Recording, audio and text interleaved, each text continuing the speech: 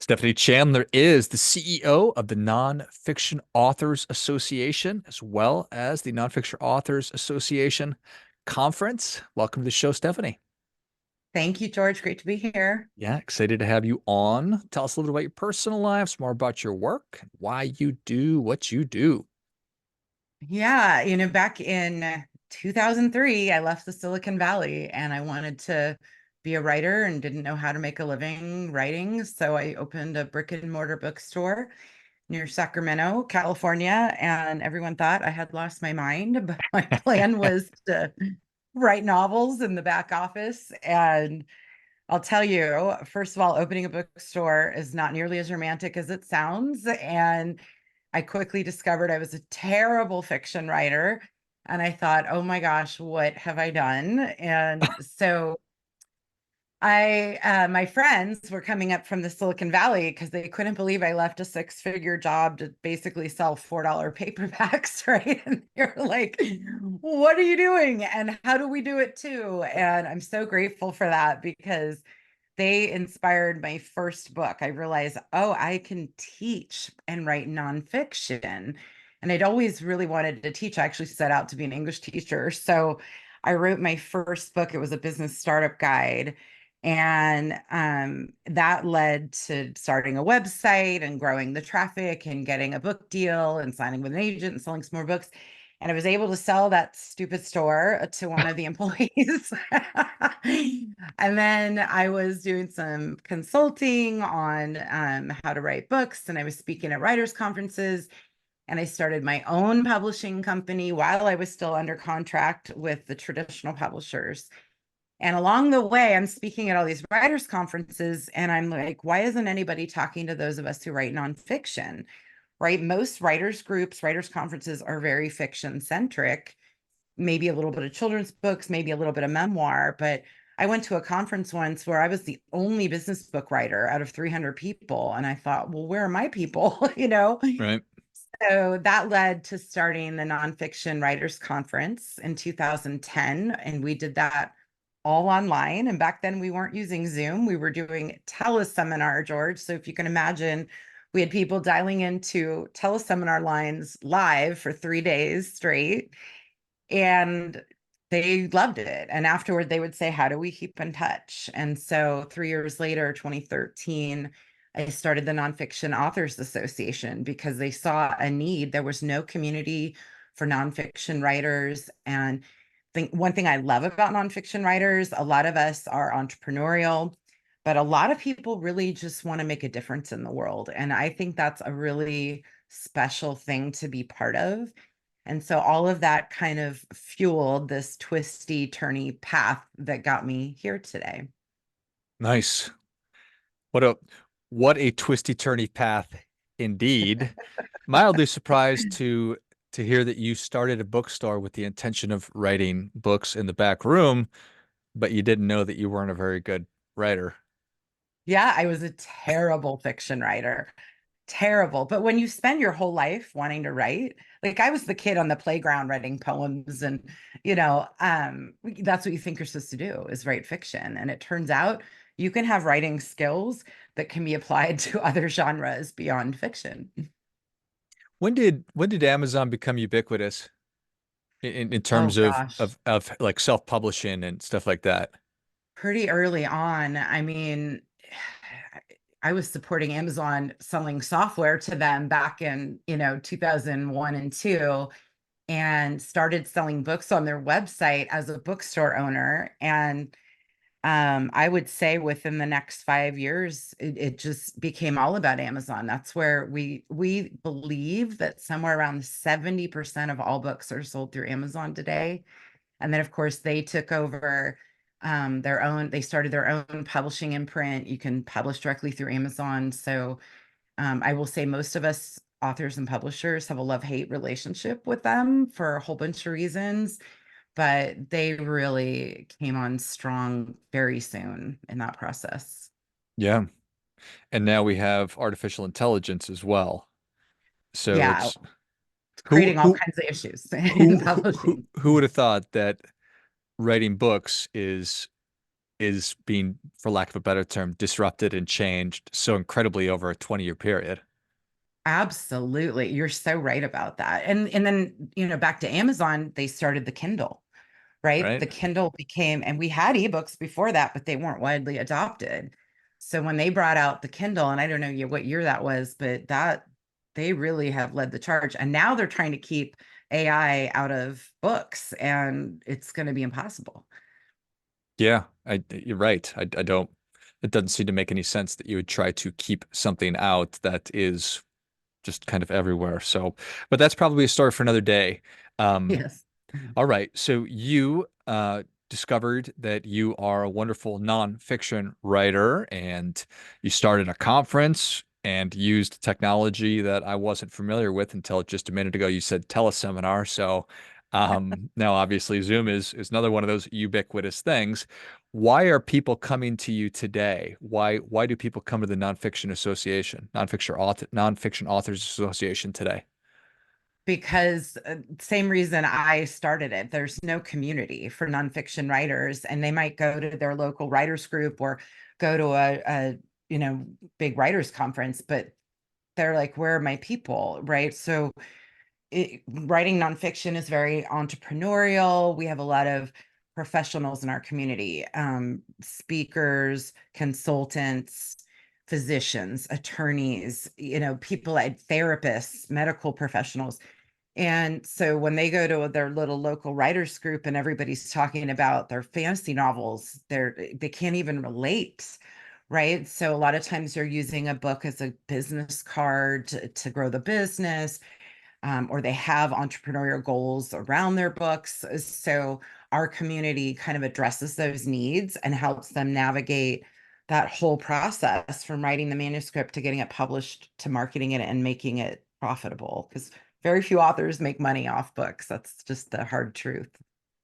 And that is a hard reality? Is that also a hard truth? That does it Yes, need to be a truth, or is that just it the way is it a sort of truth. is right now? Statistically, I mean, most self-published authors will never sell 300 copies. It's so sad. So part of what we aim to do is really help authors learn how to market their books and how to use them to get speaking engagements, get media attention, get clients, right? Open doors, build courses around their books, build consulting and coaching programs around their books. So it's so different than what most fiction authors are doing. Thus, the entrepreneurial opportunities. So, folks that are already accustomed to doing marketing, selling, having a Yeah. clientele can then use some of those same skills to translate to making money with a book, not just by selling copies of the book. That's exactly right. And it's really helpful if you have some of that background. Not everyone does. I mean, even a lot of our high-end professionals don't have a background in marketing, right? So they're still having to learn step one, of content marketing and building a website and just putting up Amazon ads, all the things that go into marketing a book. And I think it's a fascinating thing because I fall into that category of a professional who has then written books, and you do run into a whole new, it's just a whole new brave new world. What is the point of this kind of a thing? So I see immense value in being able to go and have community and bounce ideas off of people who have already done it. And obviously, I'm sure that the association itself provides a lot of programming and content and resources. So I see immense value with all of that. How how much I'm do most people want to get a book deal and to get an agent? A lot of people do. And we definitely provide guidance on that. I will say, from my own experience, having been both self-published, traditionally published, I left traditional publishing on purpose because it can be so frustrating for a whole bunch of reasons. Generally you'll earn around $1 a book. Publishers, it's a myth that they're going to take on all the marketing. They still want the authors doing the marketing. You lose all control over your work, right? It generally takes them a year to get a book out. I had one publisher call me right before we went to press with my book and say, we want you to remove a chapter. We don't care which one, we need to cut costs. I That's mean, awesome. what writer wants to hear that, I don't care which And one. so that was super, super disappointing. And I swore I would never let that happen again. So those were, and I've had book covers I didn't like and titles changed. So, and the other thing, George, is people aren't really buying their books in bookstores anymore. So bookstore placement doesn't matter the way it did 10 years ago. So self-publishing has become so much more appealing for all those reasons. But I mean, I get it that people want that as a goal. I certainly wanted to be able to get a book deal, and I did it several times, and it's a personal goal that I'm glad I did. But I always say, you don't have to put all your eggs in that basket anymore. When, if I'm being honest, and you were to ask me, do you want a book deal? Do you want a book agent? I don't know that I've ever really thought about that. And if I were to say yes, it would be out of vanity or some kind of an ego thing, because I like to think that I've written books for the right reasons. I'm interested in getting my message out and I enjoy writing and I want to earn money from the sale of books or use my book to earn money. So is that common? Yes, that's very common, because our motivations are different, right? And so again, with that entrepreneurial focus, if you've been in business for a while, you have the sense that, oh, wait a minute, I don't want to give up control. I don't want to earn $1 a book. Yeah. I don't know about you. I'm very type A. Like I want full control of my content. I don't want anyone to change my titles or tell me to take a chapter out of my book. So yeah, that's very, very common today. Yeah, for sure. I would bristle at the idea of any of those things happening. So I would not like that.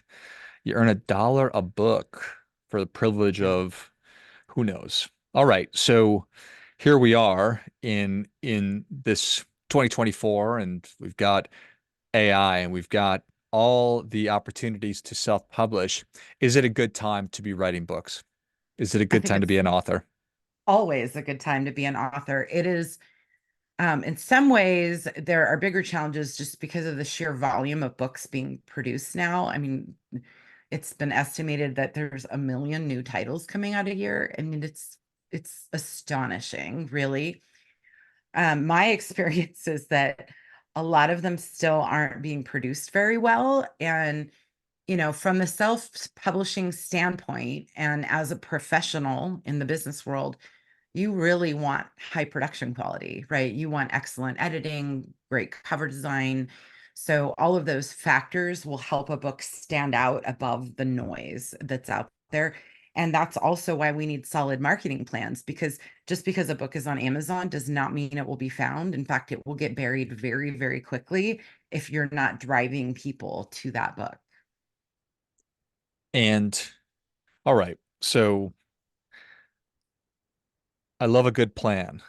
Let's take a huge step back. Your advice to an author. We need a marketing plan. What are some of these other plans or things that I've maybe never considered or thought about? From a marketing perspective, Just kind of all of it. all of it. Yep. Yeah. I've written, I've got, an outline of a book. I've done a lot of it. So I'm actually going to do it. I'm not just book curious. I'm going to do this. Well, I will say one of the big mistakes I see authors make is not first identify who's the target audience for the book. So, and this, and it's true in marketing, right? No product is for everyone. No book is for everyone. No business is for everyone. And it's easier to stand out if you really narrow your focus. Like life coaching is a great example. I was at this business meeting once, and it was one of those where people went around in a room and introduced themselves. And there were like 3 life coaches, right? And I help people get unstuck. And then this woman stands up and she goes, well, I'm a life coach for baby boomers who want to lose weight. Well, let me tell you, at the end of that meeting, she was surrounded by people because she had a very clear niche target audience. And I think that's just a great focus for books in general. There's 1 million leadership books, a million start your business books. a million self-help books. How is your book going to stand out and be different than the other books?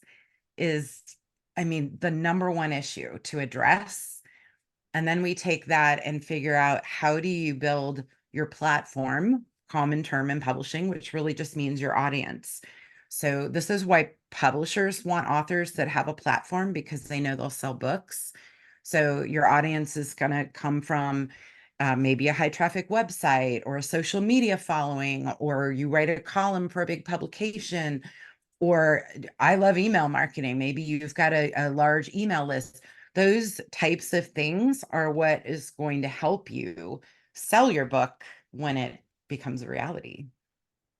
It makes sense that the publisher would want somebody to have a big audience. That certainly would make life easier. So I'm of course kind of making a joke. All right. So it makes more sense to be a life coach for baby boomers who want to lose weight than it is to help people get unstuck. That certainly makes sense to me. Um, do you have a sense of the costs in time and money to effectively market a book?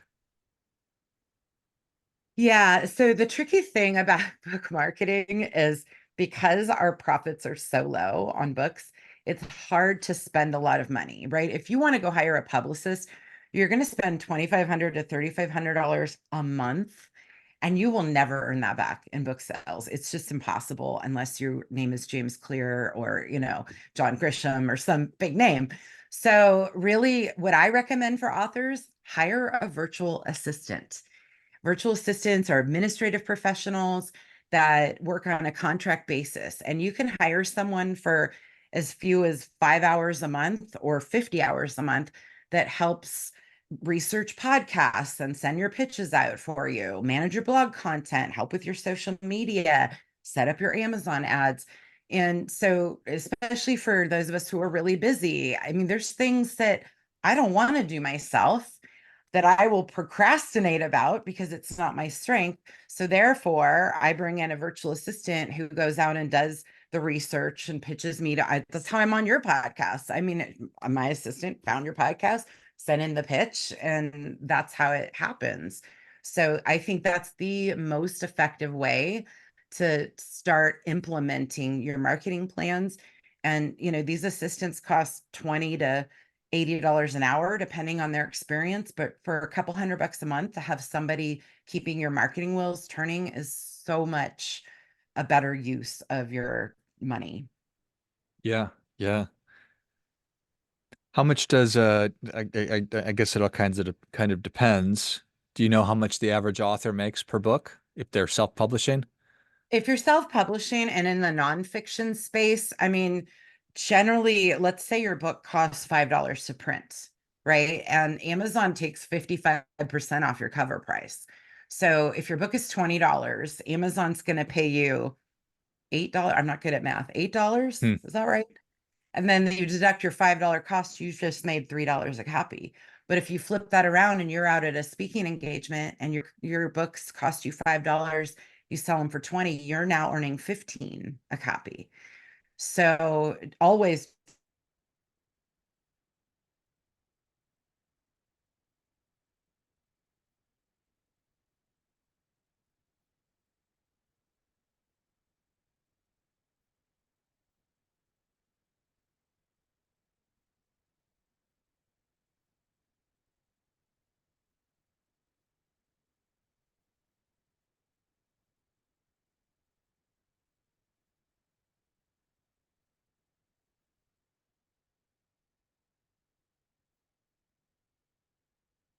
Can you, are we Man, good? Can you that hear that me? hasn't happened in forever. It's definitely on my end right there. Sorry about that, It's, Stephanie. hey, it's technology. It's what happens.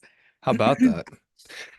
All right, we cut off. We were just talking about how it makes if you can bring your books to an event and you're selling them for $5 versus. So if you don't mind, just kind of pick up from that Sure. thought whenever you're ready. Yeah. So when you're selling your own books at an event, maybe you just done a speaking engagement, you're selling them for 20 bucks. It costs you $5. There, you're making $15 a sale. And you're making more when you sell them in bulk, maybe to a corporation or a nonprofit that gives them away, or however they distribute your book. So it's always better to sell direct. You're going to make more money.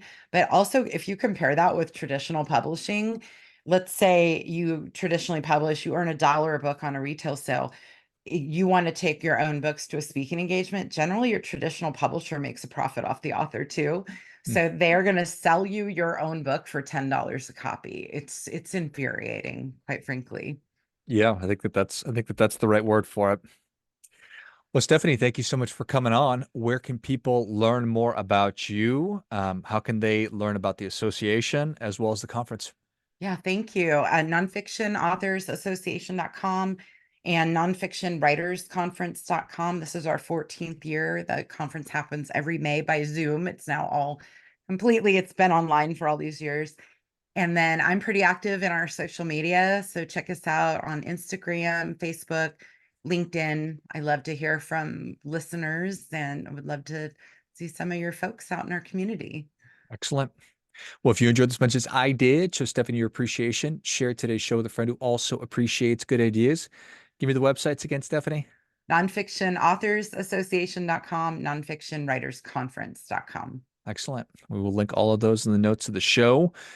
Check it out. Go to the social media links as well. I will list those in the notes. And whatever stage you are in the process, if you are thinking about it, or if you already have some that are published, but you're experiencing some of the frustrations that Stephanie's been talking about, this could be a great opportunity to get the additional knowledge you need or the support, whatever it might be.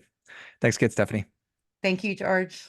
Until next time, remember, do your part by doing your best.